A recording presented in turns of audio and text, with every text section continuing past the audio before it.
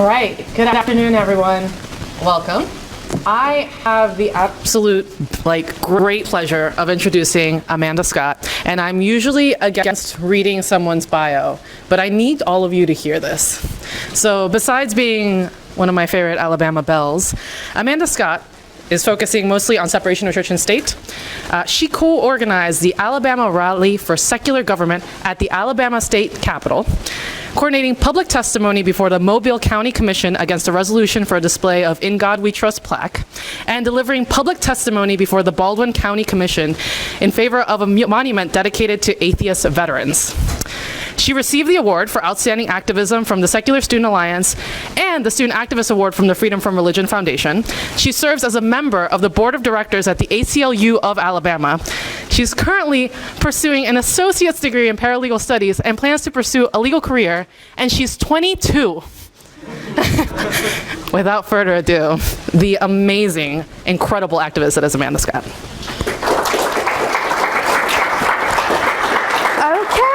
Okay, thank you so much to all of the staffers at the Secular Student Alliance for allowing me this opportunity to speak, and thank you so much.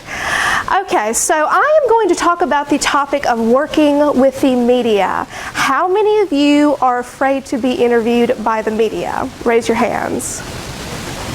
It's about half of you. About half of you. Okay, well, this speech is for you. If I can get it to work. Is it plugged in? No. It is plugged in. It is plugged in? Why is it working? Because it's not plugged in. Okay.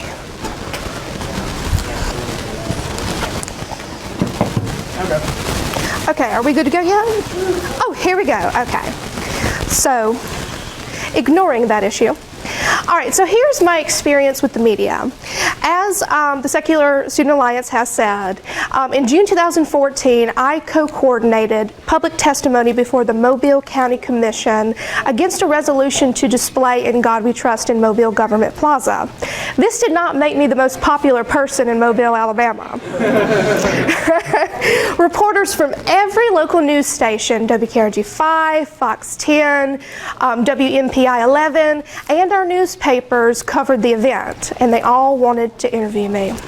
So I agreed to an interview with WKRG about why I objected to the display. WKRG posed a question to their Facebook fans in a very interesting manner. They said, what do you think of the local woman who wants an atheist display in Government Plaza? They didn't say, what do you think about putting up In God We Trust in Government Plaza? Do you think this violates the separation of church and state? Should there be other mottos? No. They asked, what do you think of the local woman who objects to this? So their actual phrasing of the question invited media backlash against me. So their Facebook fans answered. Oh, and boy, did they answer. This first comment, and these are all screen capped and available on the Friendly Atheist website. The first comment was from an Alabama prison guard who had the Alabama Department of Corrections picture as his profile picture. So he was really, he was in his personal capacity, but it really had the appearance as if, the Alabama Department of Corrections had a problem with this. So the first question was, shoot her for treason. Standing up for the constitutional principle of the separation of church and state is treason.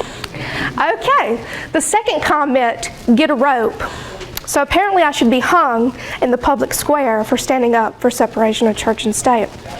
The third, whatever happened to stoning people in the city square? She can take a flying leap off the canal bridge. Interesting. I wish people like this would walk into traffic.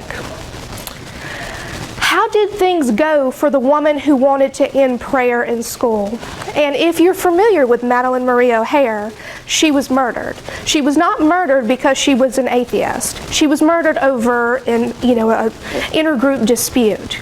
But this person believes that she was murdered because she wanted to end prayer in school. And basically he's saying that people like us, people like me, should be murdered for that.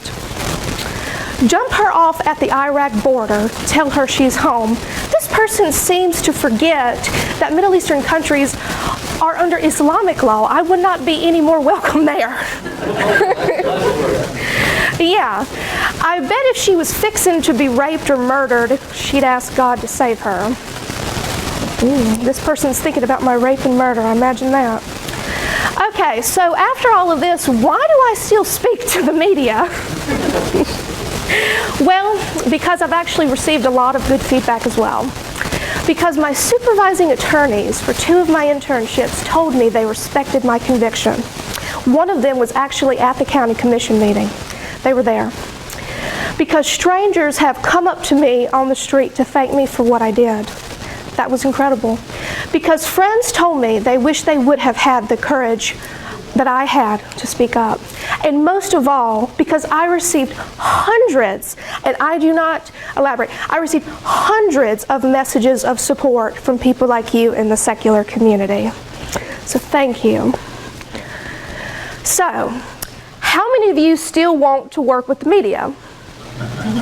Very few, very few. Okay, well, you are some brave people, and I commend you for that. Okay, so here's some of my tips for interviewing. One of the first tips that really helps me whenever I'm about to be interviewed is to beforehand visualize yourself during the interview. Imagine yourself poised, focused, articulate. Anticipate the questions that you are most likely to be asked, but don't overthink it. It's highly unlikely that you're going to be asked a very complex question about Establishment Clause jurisprudence, right? And that's something I had anticipated in the beginning. Like, what are they going to ask me? Are they going to ask me some obscure thing? No, just think about the most common questions you'll likely be asked. The third thing is choose to limit your points to 2 or 3 key points. Rehearse by yourself or with others, whichever you feel more comfortable by. Dress professionally. Act cordial. Always assume you're on the record. That is so important. Don't say anything that you wouldn't want to be on air, and don't say anything you wouldn't want to be in the newspaper, because what is published stays published, and your enemies will find that.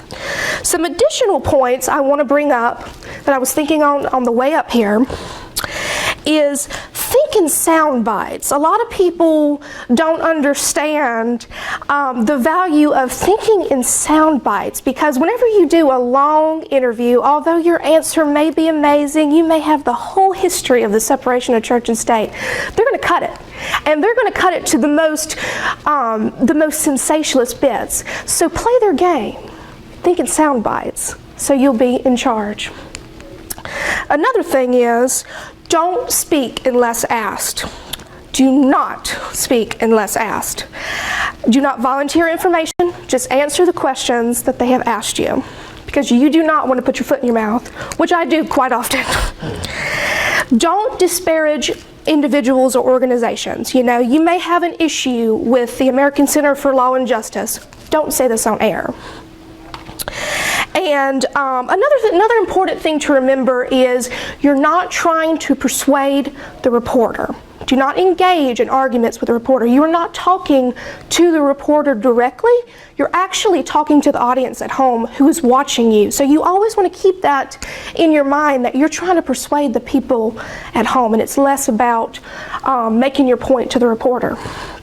Now, another thing is, don't react to intentionally provoking questions. If the reporter happens to be unprofessional and they're trying to provoke you, don't react in such a way that it can be recorded. Okay. Another important thing to remember is you are in control. So you may be asked for an interview by people who are openly hostile towards your position, like a Christian conservative pundit. They may be luring you into an unwinnable debate. You may have all the facts, you may have all of the evidence, but if you're on their show, they're in control, and they're going to make it where you cannot win the debate. Now, it's up to you whether you want to put yourself in that position. Not all of us do. Not all of us are David Silverman. And so you can always refuse an interview request. Always. Oh, crap.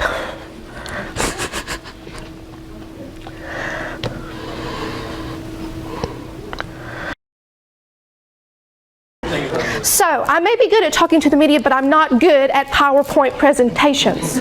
So, all right, so back on track. How to respond to public backlash. Now, don't respond to individual comments, no matter what. And I know you're tempted. I know you're absolutely tempted to get on there and argue with your grandmother or argue with your friend's grandmother about what you did wrong and why atheists are immoral. Don't do it. Trust me on this. If you do respond in a general statement. Express your disappointment in the negative reaction. Reaffirm your stance and commitment to the cause. Show your willingness, and this is very important, show your willingness to participate in an open dialogue with your opponents and work together on common goals. Because even though you may have disagreements with your opponents on this issue, you may need them in the future, and they may need you. And finally, don't read the comments if they upset you or make you angry. Your well-being comes first. And self-care is very important, so thank you.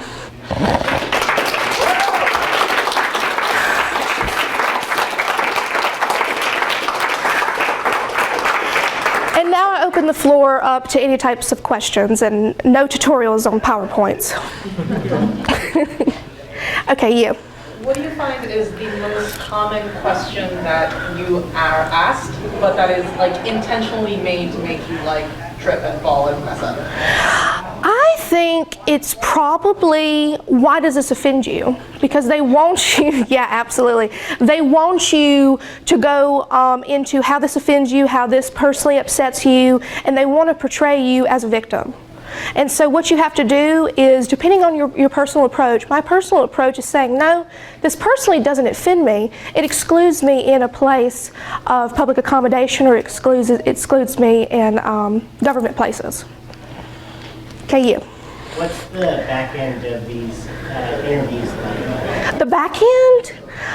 Can you elaborate? Yeah, like when you're getting ready to have an interview, what are they prepping you with? Do they let you know about what you're going to be talking about? Yeah. They usually, the way I would kind of illustrate it is they hook a mic up to you, they push a camera in your face, and they usually ask you to say your name and where you're from to start with. And then, in my experience, they don't tell me the questions that they're going to ask beforehand. Now, I don't know whether this is a good thing or a bad thing, but they don't. And so really, you just have to know your material. You have to know your material and anticipate those questions before you're in that position. Okay, you.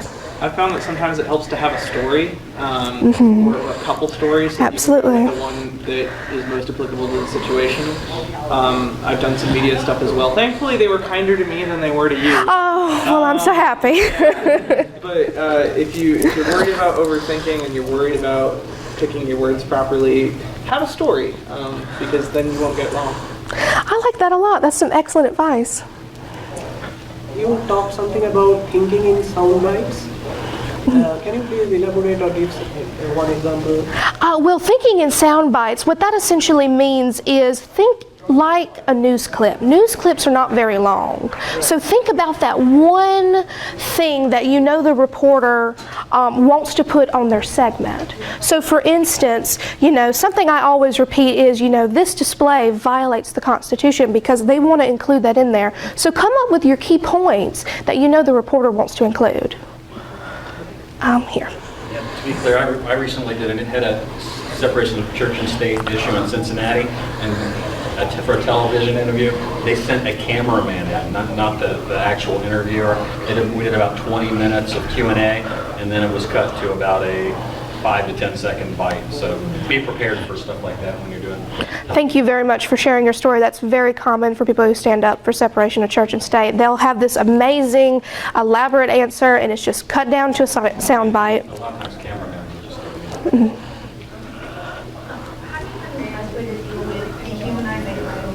Questions, statements, like when they just told you a local woman instead of using your name, and they, boiled it down to like gender and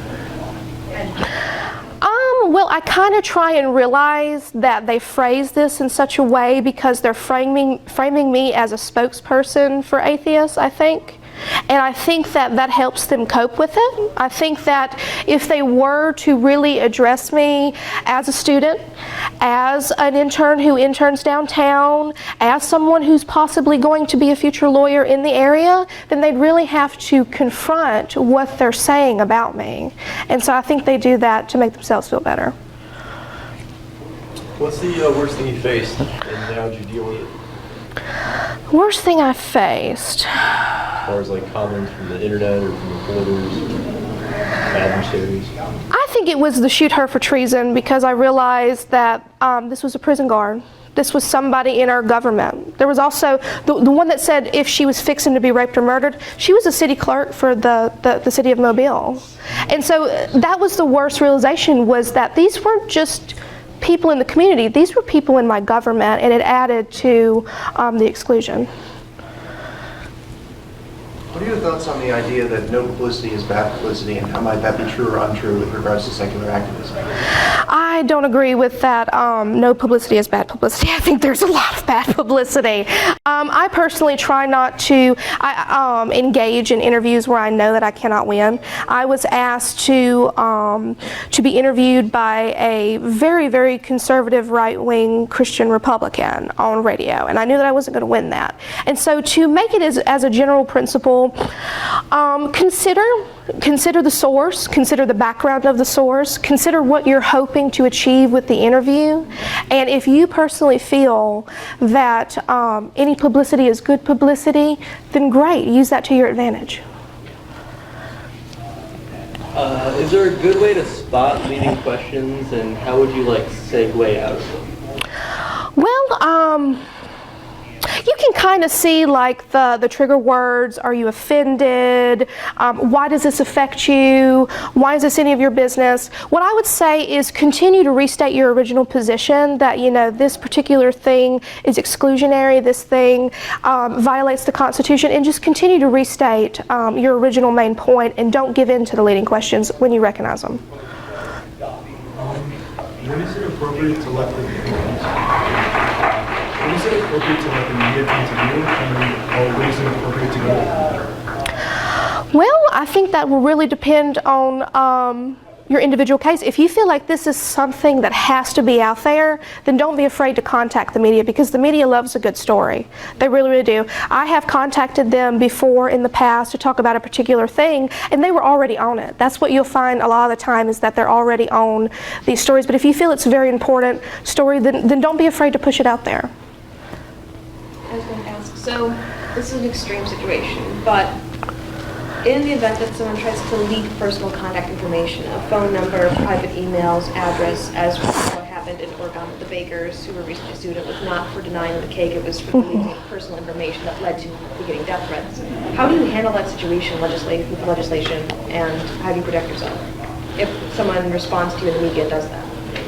Well, I think it's very important that you raise the fact that they actually had doxed them. They had sent out the personal information. So what you would do if that happened to you is maybe hire a bodyguard.